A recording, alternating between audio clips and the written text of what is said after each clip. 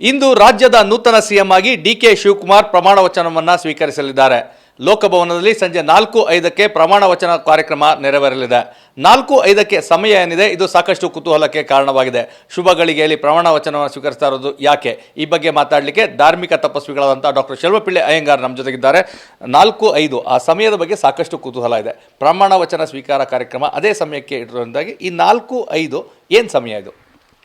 ಇವತ್ತು ಪರಾಭವನಾಮ ಸಂವತ್ಸರ, ಉತ್ತರಾಯಣ, ಗ್ರೀಷ್ಮ ಋತು, ಅಧಿಕ ಜ್ಯೇಷ್ಠ ಮಾಸ, ತೃತೀಯ ಶುಭತಿಥಿ ಮತ್ತು ಪೂರ್ವಾಷಾಢ ನಕ್ಷತ್ರದ 3ನೇ ಪಾದ ಇರುತ್ತೆ ಅವರು ತಗೊಳ್ಳುವಂತಹ ಸಂದರ್ಭದಲ್ಲಿ, ಮತ್ತು ಬುಧವಾರ.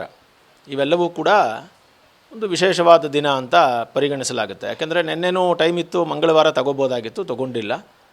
ಅದಕ್ಕೇನೋ ಅರೇಂಜ್ಮೆಂಟ್ಸಿಗೆ ಟೈಮ್ ಬೇಕು ಅಂತ ಅವರು ಹೇಳ್ಕೊಬೋದೇನೋ, ಆದರೆ ನಿಜವಾಗಿಯೂ ಯೋಚನೆ ಮಾಡಿದ್ದಾರೆ ಮಂಗಳವಾರ ಬೇಡ ಅಂತ ಹೇಳಿ ಬುಧವಾರ. ಯಾಕೆಂದರೆ ಶಾಸ್ತ್ರಿಗಳಲ್ಲಿ ಬುಧವಾರ ಸಿಗೋದು ಅತ್ಯಂತ ಅಪರೂಪ ಅಂತ ಹೇಳ್ತಾ ಇದ್ದಾರೆ.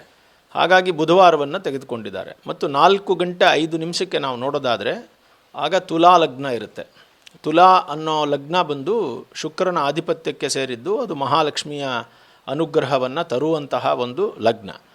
ಮತ್ತು ಆ ಕಾಲದ ಗ್ರಹ ಪರಿಸ್ಥಿತಿಯನ್ನು ನೀವು ನೋಡಿದ್ರೆ, ಒಂದು ಧನುರ್ರಾಶಿಯಲ್ಲಿ ಚಂದ್ರ ಇದ್ದಾರೆ, ಅದೇ ಚಂದ್ರ ಇರ್ತಾನೆ. ಅದೇ ಥರ ಶನಿ ಬಂದು ಮೇಲ್ಗಡೆ ಮತ್ತು ಮೀನರಾಶಿಯಲ್ಲಿರ್ತಾನೆ. ಹಾಗೆ ಮೇಷದಲ್ಲಿ ಮಂಗಳ ಇದ್ದಾನೆ, ಮತ್ತು ರಾಹು ಕೂಡ ಈ ಏನು ಅಂದರೆ ಒಳ್ಳೆಯ ಶುಭದಲ್ಲೇ ಇದ್ದಾನೆ ಅವನು.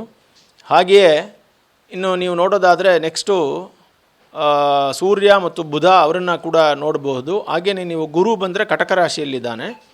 ಅದೇ ಥರ ಕೇತು ಬಂದು 11ನೇ ಜಾಗದಲ್ಲಿದ್ದಾನೆ. ಸೊ ಕಟಕ ರಾಶಿ ಬಂದು 10ನೇ ಜಾಗ ಆಗುತ್ತೆ ಯಾವುದಕ್ಕೆ? ತುಲಾರಾಶಿಗೆ. ಸೊ ಹೀಗಾಗಿ ಇದೊಂದು ಒಳ್ಳೆಯ ಮುಹೂರ್ತ ಅಂತ ಪರಿಗಣಿಸ್ಬೋದು. ಯಾಕೆ ಅಂತ ಕೇಳಿದ್ರೆ, ತುಲಾ ಲಗ್ನ ಒಂದಾದರೆ ಮಂಗಳ ತನ್ನ ಸ್ವಸ್ಥಾನದಲ್ಲಿದ್ದಾನೆ, ಹಾಗೆಯೇ ಬುಧ ಮತ್ತು ಸೂರ್ಯರು ಕೂಡ ಸರಿಯಾದ ಜಾಗದಲ್ಲಿದ್ದಾರೆ, ಮತ್ತು ಚಂದ್ರ ಗುರುವಿನ ಬಲದಲ್ಲಿದ್ದಾನೆ, ಮತ್ತು ಕಟಕ ರಾಶಿಯಲ್ಲಿ ಚಂದ್ರನೂ ಕೂಡ ಉಚ್ಚನಾಗಿದ್ದಾನೆ, ಅಂದರೆ ಯಾರು ಗುರುವು ಕೂಡ ಕಟಕ ರಾಶಿಯಲ್ಲಿ ಉಚ್ಚರಾಗಿದ್ದಾರೆ. ಸೊ ಹೀಗಾಗಿ ಎಲ್ಲ ಬಲ ಜಾಸ್ತಿ ಇದೆ ಇದಕ್ಕೆ. ಮತ್ತು ಶನಿ 6ನೇ ಜಾಗದಲ್ಲಿರೋದ್ರಿಂದ ಈ ಅಶುಭ ಗ್ರಹಗಳು ಯಾವಾಗಲೂ ಅಶುಭ ಸ್ಥಾನದಲ್ಲಿದ್ದರೆ ಒಳ್ಳೆ ಫಲವನ್ನು ಕೊಡ್ತವೆ, ಶುಭ ಸ್ಥಾನದಲ್ಲಿದ್ದರೆ ಕೆಟ್ಟ ಫಲವನ್ನು ಕೊಡ್ತವೆ ಅನ್ನೋದು ಒಂದು ಲೆಕ್ಕಾಚಾರ. ಸೊ ಹೀಗಾಗಿ ಮುಹೂರ್ತವನ್ನು ನೋಡೋದಾದರೆ 4:05 ತನಕನೂ ಇವತ್ತು ಯಾವ ಲಗ್ನವೂ ಚೆನ್ನಾಗಿಲ್ಲ. ಅಂದರೆ ಬೆಳಿಗ್ಗೆಯಿಂದ ನೀವು ನೋಡ್ತಾ ಹೋದರೆ ಒಂದು ಲಗ್ನವೂ ಚೆನ್ನಾಗಿಲ್ಲ. ನಿಮ್ಗೆ ಚೆನ್ನಾಗಿರೋ ಟೈಮೇ ಅದೇ. ಅಂದರೆ ಈಗ ಇವೆಲ್ಲ ಗ್ರಹಗಳು ಮತ್ತು ಲಗ್ನಗಳು ಎಲ್ಲ ಹೇಳಿದ್ರಿ, ಇದರ ಫಲಾನುಫಲಗಳು ಏನಾಗಿರ್ತದೆ? ಈಗ ಇದು ಚರಲಗ್ನ ಒಂದಿದೆ, ಅಂದರೆ ಚರಕಾಲ. ಇದಕ್ಕೆ ಮುಂಚೆ ಇದ್ದಿದ್ದ ಕಾಲ ಉದ್ವೇಗ ಕಾಲ ಆಗಿರುತ್ತೆ, ಅಂದರೆ ಉದ್ವೇಗವನ್ನು ಉಂಟು ಮಾಡುವಂಥದ್ದು. ಅದಕ್ಕೆ ಹಳೆಯದು. ಅದಕ್ಕೆ ಹಿಂದಿನ ಕಾಲ ಬಂದು ರೋಗ ಕಾಲ. ಈ ರೋಗ ಕಾಲ, ಉದ್ವೇಗ ಕಾಲವನ್ನು ಬಿಟ್ಟು ಇವರು ಚರ ಕಾಲವನ್ನು ತಗೊಂಡಿದ್ದಾರೆ, ಲಾಭ ಕಾಲವನ್ನು ತೆಗೆದುಕೊಂಡಿದ್ದಾರೆ.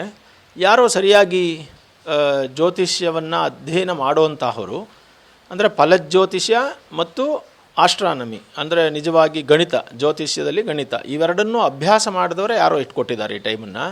ಸೊ ಇದರ ಮೂಲ ಫಲಗಳನ್ನು ಏನಾಗುತ್ತೆ ಅಂದರೆ, ಅವರು ಇದನ್ನು ಲಕ್ಷ್ಮಿಯ ಅನುಗ್ರಹ ಆಗಬೇಕು ಮತ್ತು ಗುರುವಿನ ಅನುಗ್ರಹ ತುಂಬ ಚೆನ್ನಾಗಿದೆ ಇದಕ್ಕೆ.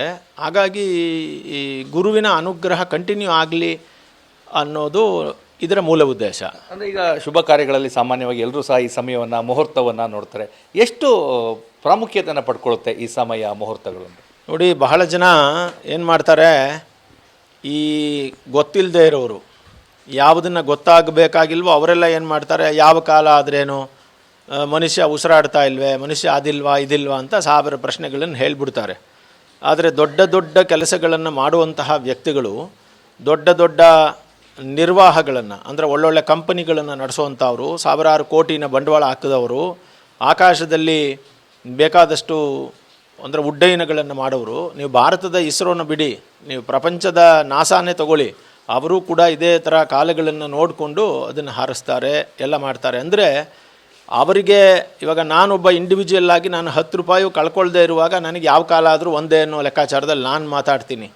ಆದರೆ 1000 ಕೋಟಿಯ ಬಂಡವಾಳ ಹಾಕಿ ಅಥವಾ 16 ವರ್ಷದ ಪರಿಶ್ರಮದಿಂದ ಒಂದು ಪದವಿಗೆ ಹೋಗ್ತಾ ಇರೋರಿಗೆ ಅವರಿಗೆ ನಿಜವಾಗಿಯೂ ಒಂದು ಆಶ್ಚರ್ಯ ಆಗುತ್ತಲ್ವಾ, ಇದೇನೋ ಒಂದು ಒಳ್ಳೇದು ಮಾಡ್ತಾ ಇದ್ದೀನಿ. ಯಾಕಂದರೆ ಇದು 40 ವರ್ಷಗಳ ಹೋರಾಟ, 50 ವರ್ಷಗಳ ಹೋರಾಟದ ನಂತರ ಒಂದು ಪದವಿ ಸಿಗ್ತಾ ಇರ್ತದೆ. ಅವ್ರಿಗೆ ಈ ಪದವಿ ನಮಗೆ ಒಳ್ಳೆಯದನ್ನು ಮಾಡಲಿ ಅನ್ನುವಂತಹ ಆಸೆ ಇರುತ್ತೆ. ಹಾಗಾಗಿ ಈ ಒಳ್ಳೆಯ ಕಾಲಗಳನ್ನು ಬಳಸ್ತಾರೆ. ಈ ಒಳ್ಳೆಯ ಕಾಲಗಳನ್ನು ನೋಡುವಂತಹ ಪದ್ಧತಿ ಭಾರತದಲ್ಲಿ ರಾಜಾದಿರಾಜರುಗಳ ಕಾಲದಿಂದ ಇದೆ. ಇದು